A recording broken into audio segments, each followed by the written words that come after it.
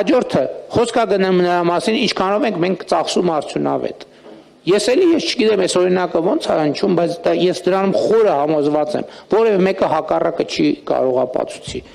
Ասում եմ, եկեք նայենք մեր բանին, հա, չէ՞։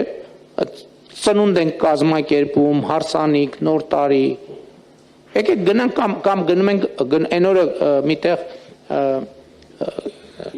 քաղաքացիներից շփվելիս, ասում եմ, օրինակ կլինումա, որ ձեր գնում եք առևտուր եք անում, ձեր ընտանիքի անդամներն ասում են, այս ինչ թթվասեր ես բերել, ժամկետը անցած է, այս ինչ միս է, հոտ է, այս ձմերուկը բան էր, լղկած էր, այս բանը, այս սալորը ворթնած էր, ըլնում է տենց բան ձեզ հետ։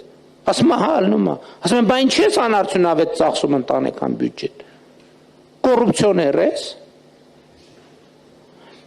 Եվ մենք բոլորիս հետ դա ալնում է, չէ, իհարկե սպառողական իհարկե բանը, կուլտուրան ուրիշ բան է։ Մենք ենք սովորում, այդ եմ ասում, այդ փողը ծախսելն էլ է բան,